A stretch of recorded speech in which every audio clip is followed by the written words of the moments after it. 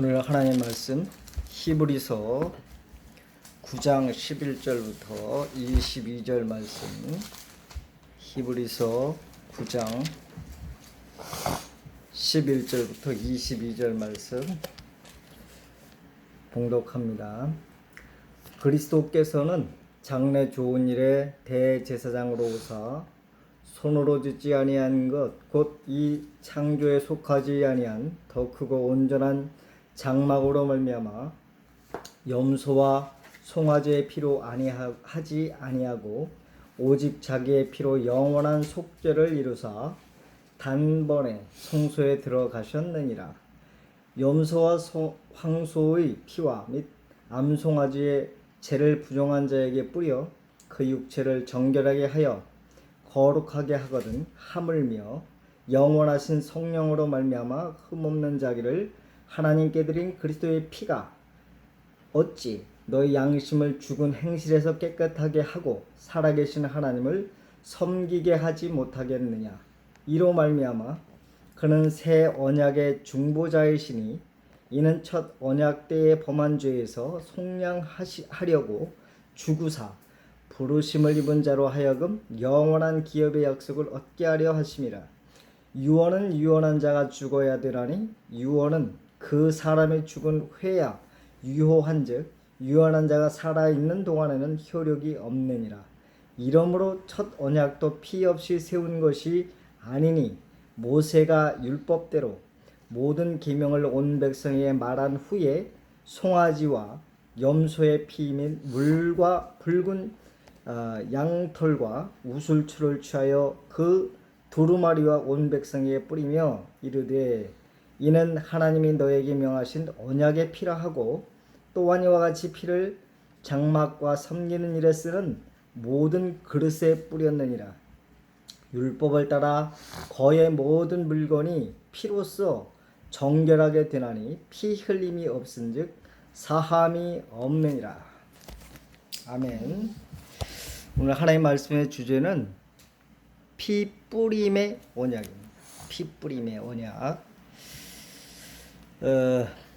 성경은 구약과 신약으로 나눠져 있고 구약은 첫 언약이고 신약은 두 번째 새 언약이다. 그렇게 말씀을 하는데 구약은 율법을 따라 피 뿌림의 언약을 오늘 히브리서 9장에 보면 섬기는 예법에 대해서 가르쳐주고 있습니다. 섬기는 예법은 어디서 섬기느냐 하면은 성소, 성막, 성전, 하나님의 집에서 제사장들이 하나님의 사역을 감당할 때에 물건뿐만 아니라 사람에게도 피를 뿌려서 거룩하게 하고 하나님의 그 일을 할 수 있도록 그 피 뿌림의 언약을 이루도록 하셨어요. 이것을 첫 언약이다 그래요. 첫 언약. 근데 첫 언약은 모세의 율법을 따라 됐다 그랬죠. 첫 언약. 그 첫 언약은 짐승의 피로 했어요. 제사장이 거룩한 짐승을 구별해서 피를 내서 그것을 물건들과 사람들에게 뿌림으로 하나님의 일을 하는 데 있어서 그 거룩한 자로서 하나님을 예배할 수 있는 도구가 될 수 있도록 했다고 히브리서 9장 9절에 말씀하고 있는데 중요한 게 있어요. 9장 9절에 봅시다. 히브리서 9장 9절. 이 장막은 현재까지의 비유니 이에 따라 드리는 예물과 제사는 섬기는 자를 그 양심상 온전하게 할 수 없나니. 양심상. 자, 겉은 거룩하게 했는데 사람으로 하여금 하나님을 섬기는데 거룩하도록 물건과 사람을 거룩하게 했는데 겉은 깨끗하게 할지 몰라도 이 짐승의 피의 효력은 마음, 특히 하나님을 만나는 그 양심이라고 하는 부분은 어떻게 깨끗하게 할 수가 없어요. 그래서 이 짐승의 피는 불완전한 것이다. 그래서 먹고 마시는 육체적인 예법은, 다시 말한 구약의 첫 언약은 새 언약이 올 때까지, 개혁할 때까지 그냥 둘 수밖에 없다. 왜? 짐승의 피로 하나님을 섬기는 그러한 언약을 세운 그것은 바로 불완전했기 때문이다. 그래서 9장 10절에 보니까 이런 말씀이 있어요. 히브리서 9장 10절에 보니까 이런 것은 먹고 마시는 것과 여러 가지 씻는 것과 함께 육체의 예법일 뿐이며 개혁할 때까지 맡겨둔 것이니라. 그래서 새로운 개혁이 일어날 때까지 첫 번째 언약은 구약에서 율법의 모세의 율법을 따라서 이렇게 지속해 왔어요. 그렇지만 예수님이 오셔서 새 언약을 이룬 이후에는 완벽하지 못했던 그러한 사역을 하셨는데, 그것이 뭐냐면 양심 문제를 해결하신 것이다. 그리스도의 언약의 피는 바로 자기 자신이 제사장으로 오셔서 자기의 피로서 영원한 속죄를 이루셨을 때에 어디까지의 그 효력을 나타내셨냐면 우리 마음의 양심 문제. 지난주에 그랬죠. 지난주에 원죄에 대해서 아담이 선악과를 따먹은 것이 원죄라고 했어요. 근데 아담과 같지 아니한 죄를 지은 사람에게도 사망이 왕노릇한 것은 율법 있기 전에도 죄가 사람 속에 있었다는 것이다. 율법이 온 것은 죄를 죄라고 정죄하기 위해서, 정죄하는 역할, 또 죄가 더 많아지기 위해서인데, 그것은 사람이 깨끗하게 태어나서 죄를 지는 것이 아니라 죄를 가지고 태어나서 죄인이기 때문에 죄를 지으면서 살아가게 된다.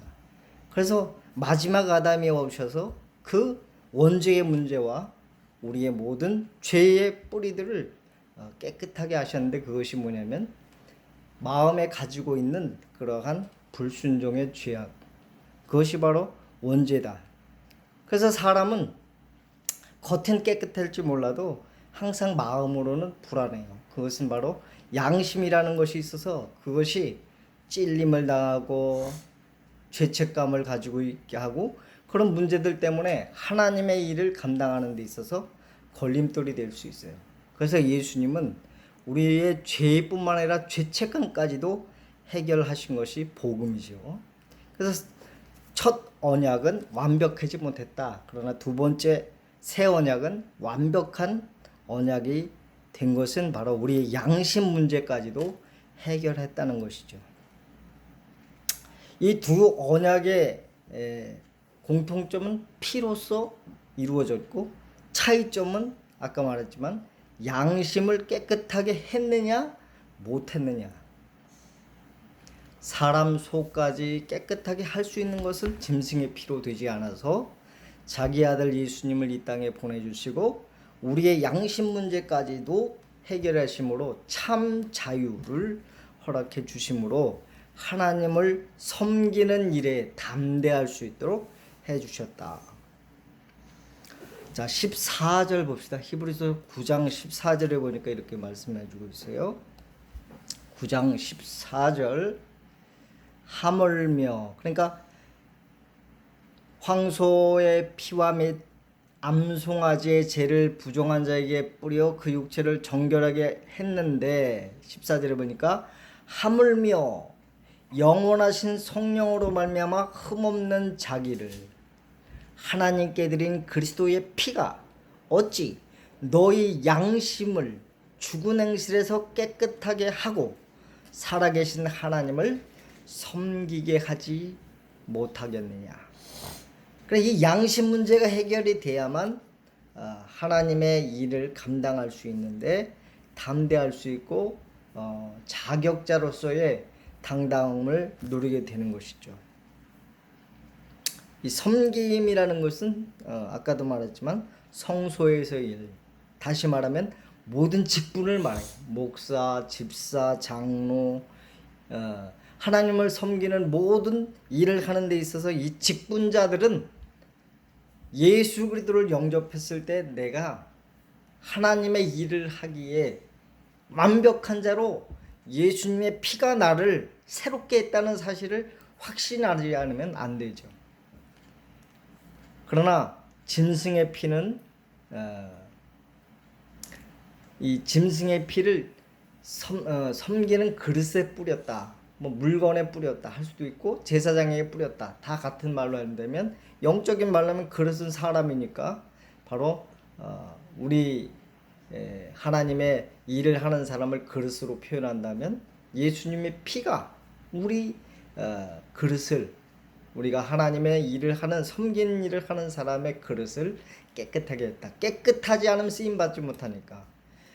그런데 사람들은 생각해요. 이 체질이 어떤 체질이냐면 양심에 걸리면, 양심 문제에 딱 걸리게 되면 내가 목사임에도 집사임에도 하나님의 일을 해야 될 사람임에도 불구하고 양심의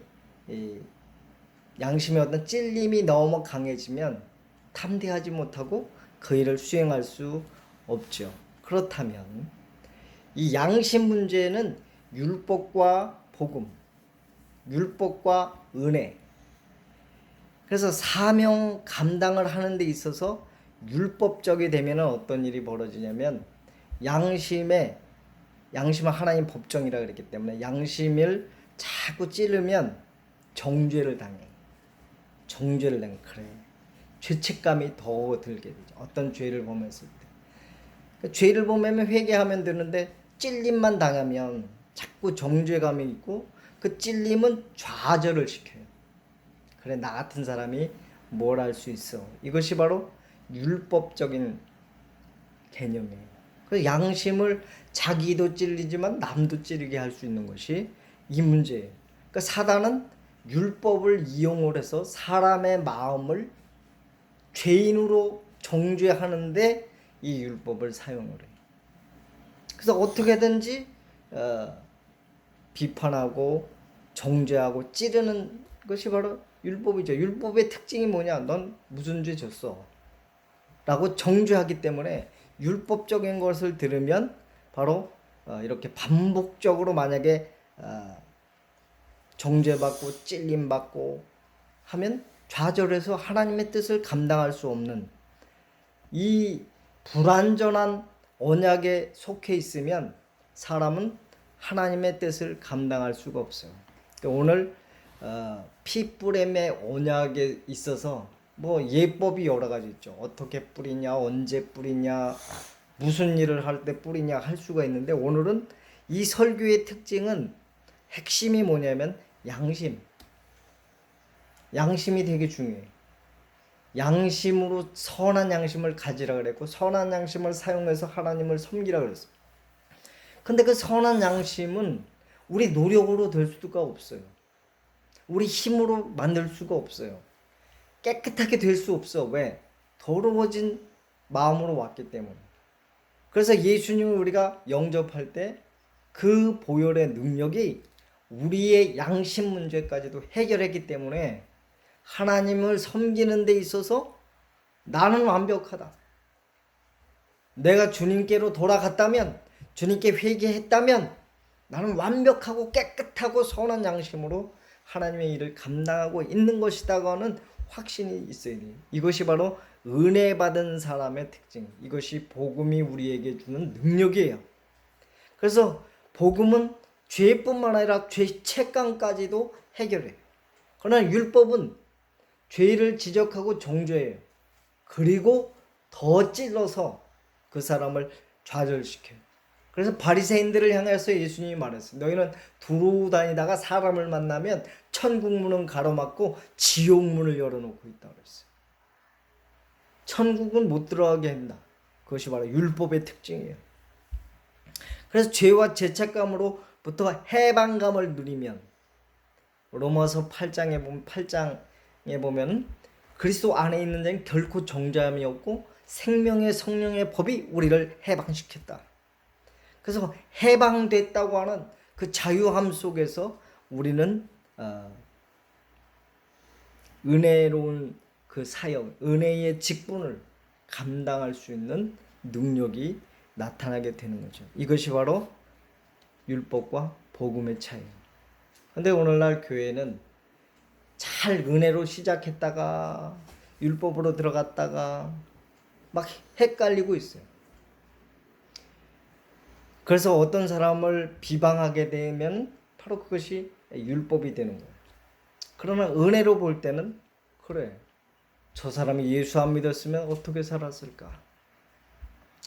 그 중에서 목사가 예수에 안 믿었으면 정말 세상적인 어떤 사람보다 더 큰 죄를 지으며 살았을 수도 있어요. 그래서 어떤 사람들은 말해요. 그래서 목사 만들었다고. 사도 바울은 내가 죄인 중에 괴수다 그랬어요. 자기의 과거를 바라보니까 하나님을 오해하고 예수님을 오해하고 그랬을 때는 자기는 자기 나름대로 어떤 의의를 세우려고 했지만 그것이 하나님과 정반대의 일을 했기 때문에 진짜 그것이 죄라는 것을 은혜 아래서 깨닫게 되는 거예요.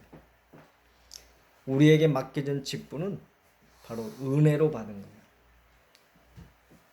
그래서 완벽한 사람이 목사가 되고 완벽했을 때 집사의 임명을 받고 이러는 건 아니에요. 완벽하지 않을 때 받은 것은 이 은혜를 생각하라는 거예요. 나 같은 사람을, 나 같은 죄인을 이렇게 구원해 주셨을 뿐만 아니라 나에게 이런 귀한 사명을 주신 것은 그리스도의 은혜를 내가 선포하는 자로 살도록 하셨다라고 하는 사실을 확실하게 받아들이는 데 있어요. 그때의 악한 영 마귀는 율법을 이용해서 복음으로 거듭난 우리를 다시 또 건드리고 또 건드린 일이 없는 거예요. 이것이 바로 구원의 확신 속에서 받을 수 있는 바로 언약의 사람. 나는 정말 주님의 핏부림을 받은 언약의 사람이 됐고 나는 자유로운 사람이 됐고 나는 선한 양심을 가지고 주님을 섬기는 자가 되었다. 그래서 직분을 은혜로 받고 감당함에 바로 예수 그리스도의 피를 선포하는 자로 살아갈 수 있는 은총이 우리에게 있는 줄로 믿습니다. 사람들은 양심이 있어야 돼, 양심이 있어야 돼 하는데 그 양심이 어떤 양심이냐? 세상에서 말하는 양심은 이미 타락한 양심 맞아요. 그렇지만 그리스도 안에 있는 양심은 어떤 양심을 가져야 되느냐? 주님으로 인하여 회복된 양심입니다. 내 심령 속에 찔림이 있고 말씀이 들어와서 그러면 안 돼 했을 때 회개할 수 있다면 우리는 은혜 받은 양심이고 그 양심을 통하여 주님이 주신 직분을 능히 감당할 수 있는 원동력이 되는 거예요. 사람들은 내가 실력을 쌓고 내가 스펙을 가지고 내가 어떤 학식을 가지고 주님의 일을 하려고 해요. 그 하는 데 있어서 양심은 작동하지 않아요. 그것이 더 화인 맞은 양심이라고 할 수 있어요. 진짜 양심은 뭐냐?